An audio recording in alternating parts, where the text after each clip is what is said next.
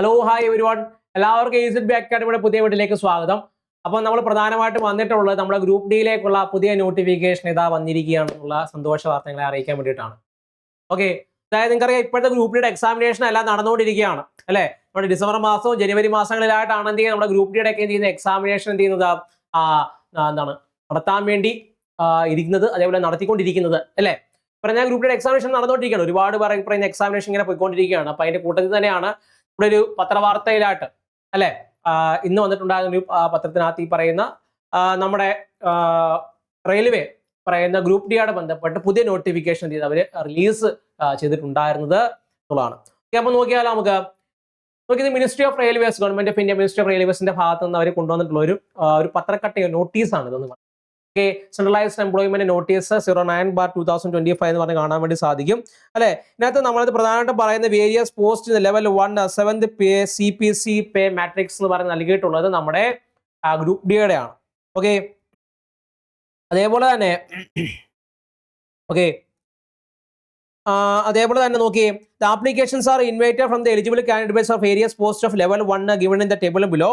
The last date of submission of application is 22/2026 എന്നുള്ളതാണ്. 2026 ഫെബ്രുവരി മാസമാണ് എന്ത് ചെയ്യുന്നത് അവസാന ഡേറ്റ് ആയിട്ട് അവർ എന്ത് ചെയ്യുന്നത് ആപ്ലിക്കേഷൻ സബ്മിറ്റ് ചെയ്യാനുള്ള ഡേറ്റ് ആണ് നൽകിയിട്ടുള്ളത്. അതേപോലെ തന്നെ ആപ്ലിക്കേഷൻ സ്റ്റാർട്ട് ചെയ്യുന്നത് ജനുവരി മാസം 21-ാം തീയതിയാണെന്ന് എന്ത് ചെയ്യുന്നുണ്ട് നൽകിയിട്ടുണ്ട് അല്ലേ. 21/1/2026 എന്ത് ചെയ്യുന്നത് ആപ്ലിക്കേഷൻ ഓപ്പൺ ചെയ്യുന്ന ഡേറ്റ് ആണ് നൽകിയിട്ടുള്ളത്. ക്ലോസ് ചെയ്യുന്ന ഡേറ്റ് ആണ് നൽകിയിട്ടുള്ളത് 20/2/2026 ആണ്. 20/2/2026 ക്ലോസ് ചെയ്യുന്ന ദിവസമായിട്ട് എന്ത് ചെയ്യുന്നത് നൽകിയിട്ടുള്ളത്. ഓക്കെ, അപ്പം ആപ്ലിക്കേഷന് ഇതുവരെ സ്റ്റാർട്ട് ചെയ്തിട്ടില്ല, അതുമായിട്ട് ബന്ധപ്പെട്ട നോട്ടീസ് ആണ് എന്ത് ചെയ്യുന്നത് ഇറക്കിയിട്ടുള്ളത് എന്നുള്ളതാണ്. ഓക്കെ, അതായത് ഗ്രൂപ്പ് ഡിയുടെ എക്സാമിനേഷൻ തീരുന്ന ആ ഒരു സമയത്ത് തന്നെ പുതിയ നോട്ടിഫിക്കേഷൻ അവർ വിളിക്കുന്നു എന്നുള്ളതാണ്. അതേപോലെ തന്നെ 2026 ആകുമ്പോഴത്തേന് ഈ പറഞ്ഞ 18 വയസ്സിനും 33 വയസ്സിന് ഇടയിലുള്ളവർക്ക് എന്ത് ചെയ്യാൻ പറ്റും, അപേക്ഷിക്കാൻ വേണ്ടി സാധിക്കും എന്നുള്ളതാണ്. ഏകദേശം എന്താണ് 22,000-ഓളം വരുന്ന വേക്കൻസികൾ ഈ പറയുന്ന RRBയുടെ മാത്രം ഭാഗത്ത് നിന്ന് ഇത് വന്നിട്ടുണ്ട്. എല്ലാ RRBസിൽ നിന്നും ഏകദേശം 22,000 വേക്കൻസികൾ ഇപ്പോൾ തന്നെ റിപ്പോർട്ട് ചെയ്തിട്ടുണ്ട് എന്നുള്ളതാണ്.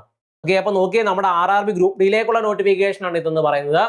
അതേപോലെ തന്നെ വേരിയസ് RRBs, RRB ചെന്നൈ, പറഞ്ഞ തന്നെ RRB മുംബൈ അല്ലെ. അപ്പൊ അതെല്ലാം കൂടെ ചേർന്നുള്ള ഒരു എന്താണ് എല്ലാ RRBസിന്റെ കൂട്ടിക്കഴിഞ്ഞാൽ ഏകദേശം 2,200-ഓളം വേക്കൻസികളാണ് ഇപ്പൊ എന്ത് ചെയ്യുന്നത് റിപ്പോർട്ട് ചെയ്തിട്ടുള്ളതെന്ന് കൂടിയാണ്.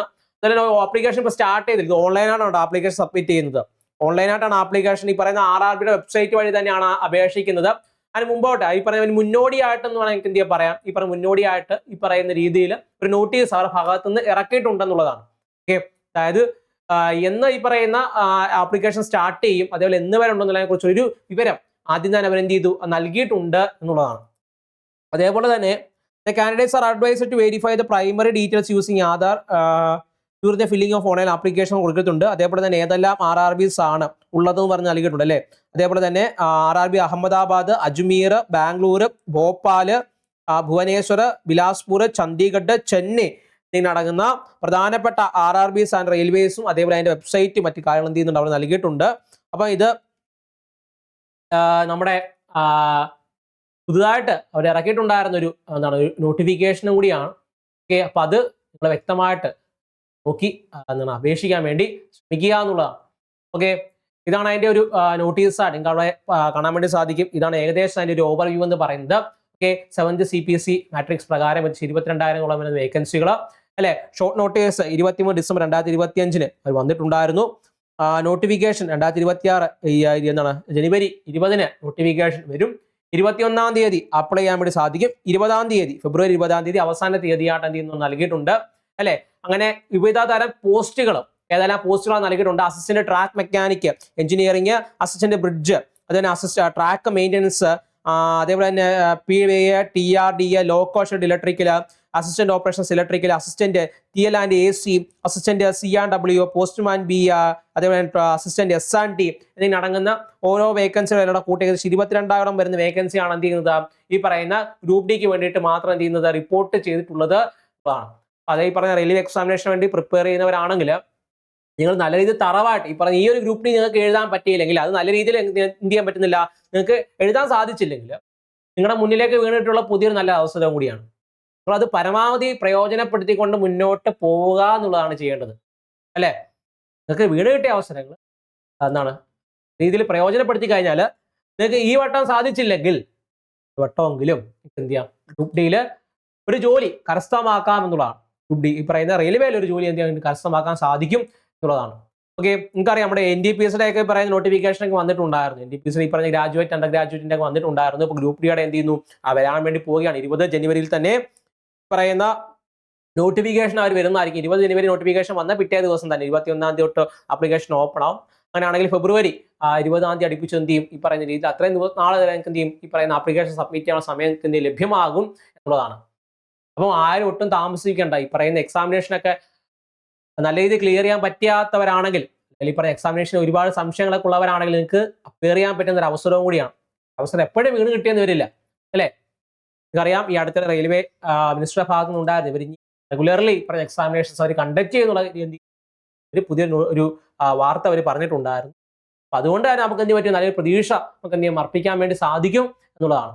ഇപ്പൊ RRB NTPSC ഒക്കെ വേണ്ടി പഠിക്കുന്നവരാണ് നിങ്ങളെങ്കിൽ, NTPSC ഗ്രാജുവേറ്റ് അണ്ടർ ഗ്രാജുവേറ്റ് അതുപോലെ ഗ്രൂപ്പ് ഡി ഒക്കെ വേണ്ടി പഠിക്കുന്നവരാണെങ്കിൽ നമ്മുടെ 2025-26 വർഷക്കാലത്തേക്കുള്ള NTPSCകളെ കംപ്ലീറ്റ് ബാച്ചിലേക്കുള്ള കോഴ്സുകൾ നമ്മൾ പ്രൊവൈഡ് ചെയ്യുന്നുണ്ട്. നമ്മൾ ലൈവ് പ്ലസ് റെക്കോർഡ് ക്ലാസ്സുകളും ഡൗൺലോഡ് ചെയ്യാം, PDF നോട്ടുകളും ഡൗട്ട് ക്ലിയർ സെക്ഷൻസും എക്സ്ക്ലൂസീവ് കമ്മ്യൂണിറ്റി ഗ്രൂപ്പുകളും അല്ലെ മെന്റർഷിപ്പ് സപ്പോർട്ട് അല്ലെങ്കിൽ ഭാഗമായിട്ട് നമ്മൾ എന്ത് ചെയ്യുന്നു നൽകി വരുന്നുണ്ടെന്നുള്ളതാണ്. അതായത് പഠിക്കുന്ന ഒരു വിദ്യാർത്ഥിയെ സംബന്ധിച്ച് വരുന്ന എല്ലാ കാര്യങ്ങളും നമ്മൾ ഇതിന്റെ ഭാഗമായിട്ട് നമ്മൾ നൽകി വരും എന്നുള്ളതാണ്. അപ്പം നിങ്ങൾക്കറിയാം ഇപ്പൊ തന്നെ നമ്മൾ ഈ പറയുന്ന ഗ്രൂപ്പ് ഡിയുടെ ഒക്കെ ഒരുപാട് സെക്ഷൻസ് ഇപ്പൊ എന്ത് ചെയ്യുന്നുണ്ട് പോകുന്നുണ്ട് അല്ലെ. ഇപ്പം ലൈവിലും മറ്റും ഈ പറയുന്ന രീതിയിൽ ഗ്രൂപ്പ് ഡിയുടെ ഒക്കെ ഒരുപാട് ക്ലാസ്സുകൾ നമുക്ക് പോകുന്നുണ്ട്. അപ്പൊ അതൊക്കെ ഒന്ന് ഫോളോ ചെയ്യാൻ വേണ്ടി ശ്രമിക്കുക. ഓക്കെ, അതേപോലെ തന്നെ ക്ലാസ്സുകളൊക്കെ ഒട്ടും നിങ്ങൾ ഈ പറഞ്ഞ പരീക്ഷ കഴിഞ്ഞ് ഈ പുസ്തകം മടക്കി വെക്കാന്ന് പറഞ്ഞിരിക്കരുത് അല്ലേ. നീ എന്തെയാ അതൊക്കെ ഒന്നുകൂടെ മടക്കി വെച്ചിട്ടുണ്ടെങ്കിൽ ഒന്നുകൂടെ എന്ത് ചെയ്യുക, പൊടി തട്ടി എടുക്കുക, ഒന്നുകൂടെ പഠിച്ചു തുടങ്ങുക. ഓക്കെ, പഠിച്ചവരാണെങ്കിൽ ഒന്നുകൂടെ റിവൈസ് ചെയ്യാൻ നല്ല സമയം കൂടെ കിട്ടും. അപ്പം വേണ്ടത് ഇപ്പോഴത്തെ ഇനി വരുന്ന RRBക്ക് വേണ്ടിയിട്ട് RRB ഗ്രൂപ്പ് ഡി ആയിക്കോട്ടെ, NTPSC ആയിക്കോട്ടെ, അണ്ടർ ഗ്രാജുവേറ്റ് ആയിക്കോട്ടെ, എല്ലാം വേണ്ടി എന്ത് ചെയ്യുക, അല്ലെങ്കിൽ തറവായിട്ട് എന്ത് ചെയ്യുക, ഒന്നും കൂടെ എന്ത് ചെയ്യുക, ഒന്ന് വർക്ക് ചെയ്യാൻ വേണ്ടി ശ്രമിക്കുക.